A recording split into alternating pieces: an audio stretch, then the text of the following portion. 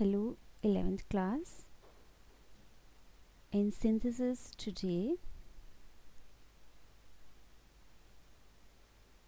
we will study compound sentences. This is part second of our series, and here we will study about compound sentences. How to combine two or more sentences into one compound sentence.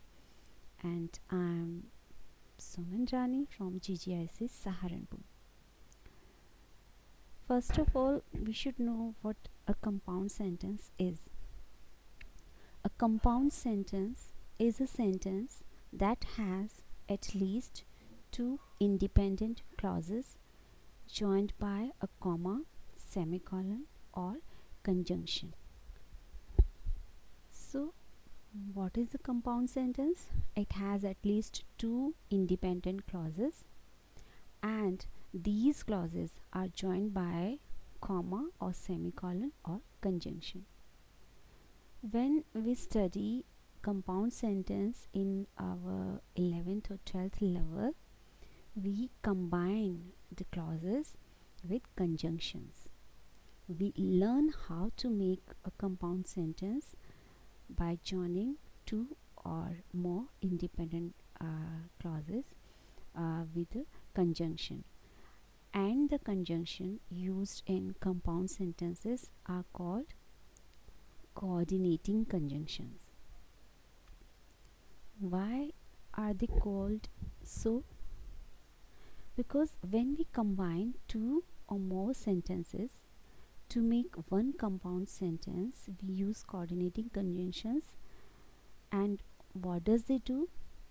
Coordinating conjunctions just make the relationship between independent clauses clear.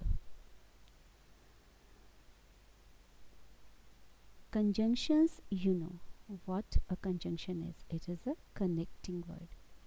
What is a coordinating conjunction?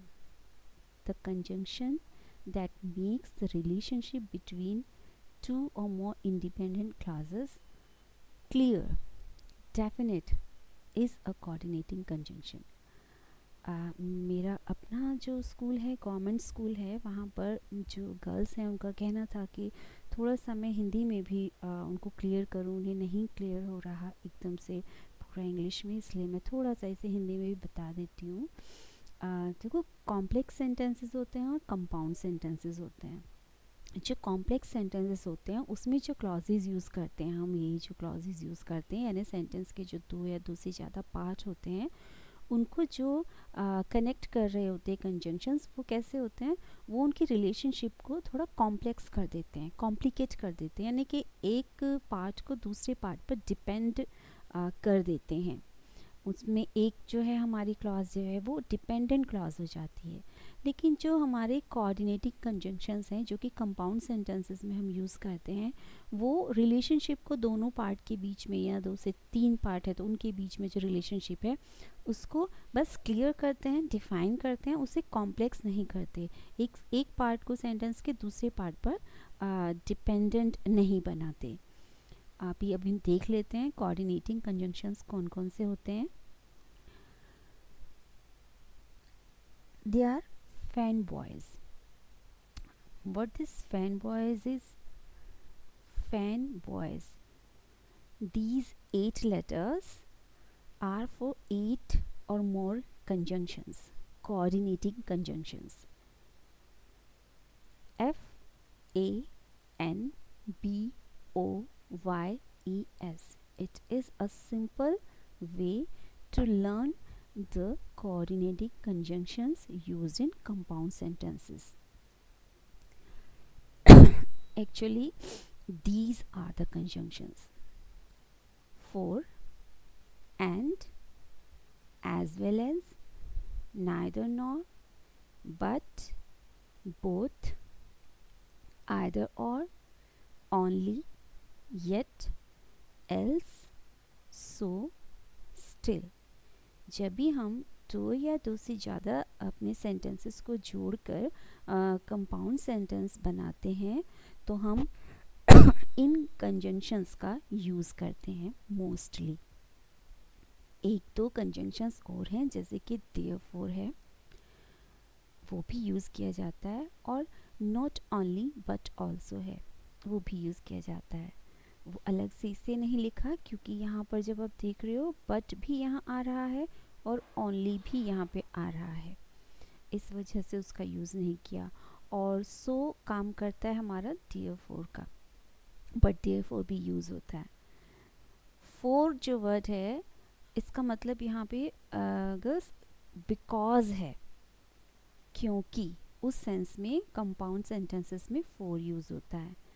And as well as आप जानते हो, neither नोर दोनों भी use होते हैं एक साथ, और हम सिंपली नोर को भी यूज़ कर सकते हैं। ऐसे ही आइदर और यूज़ होता है और हम सिंपली और को भी यूज़ करते हैं। तो ये हमारे कोऑर्डिनेटिंग कंजंक्शंस हैं जिनको शॉर्ट में याद करने का तरीका है फैन बॉयज़। यहाँ हमारे इस बॉयज़ में ई भी है। ओके, चलिए अभी we will see some examples. We have three set of sentences here. The first one is he called me, I went to him. He called me, I went to him. We will learn how to combine these two sentences into one compound sentence. The second set of example to combine is second set of sentences to combine is do anything, do not trouble me.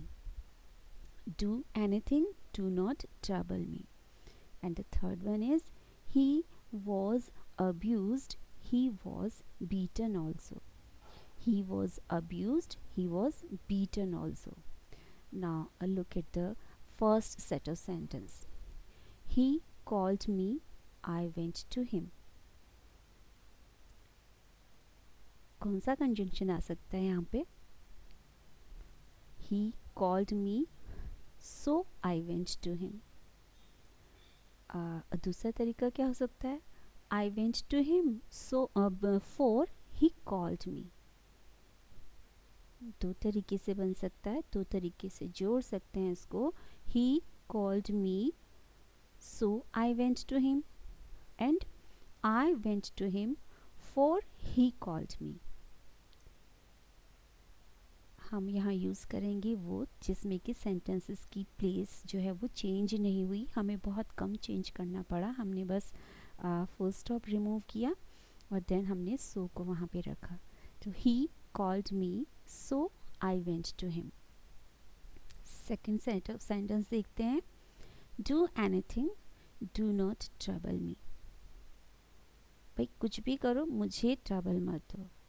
तो कुछ भी करो लेकिन but मुझे trouble मत करो, अपने आप ही बट माइंड में आता है। तो यहाँ पे हो जाएगा do anything but do not trouble me. Do anything but do not trouble me. Third set of sentences है he was abused, he was beaten also. उस बेचारे के साथ दो बातें हुई हैं, अब्यूज्ड और बीटन।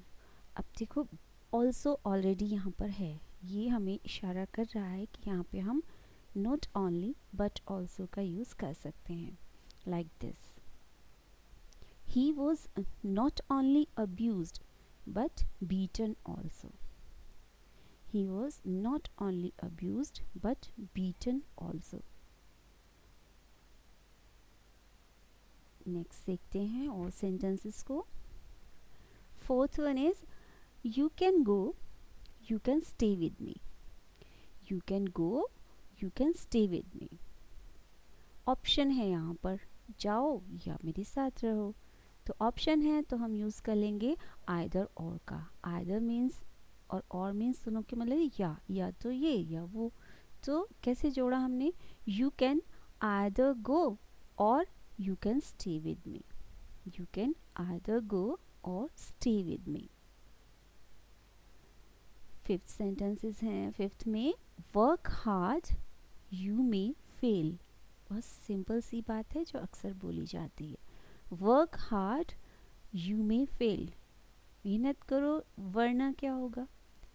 फेल हो सकते हो। वरना, वरना और नहीं तो or.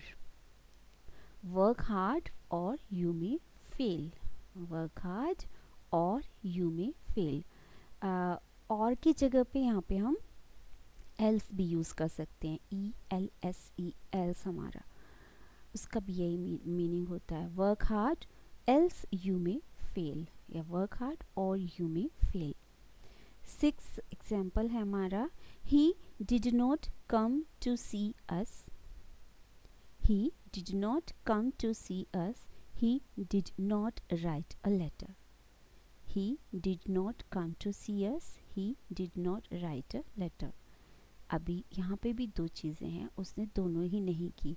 यहाँ पे दो बात थी कि या तो ये करो या ये, तो हमने आइदर और लगाया. यहाँ पे ना ये बात हुई ना ये बात हुई. He did not come to see us ना तो आया. He did not write a letter, ना लेटर लिखा. तो ना जब आ गया तो हमारा हो जाएगा neither और nor. देखिए कैसे जोड़ा है इसको. Neither he came to us nor he wrote a letter.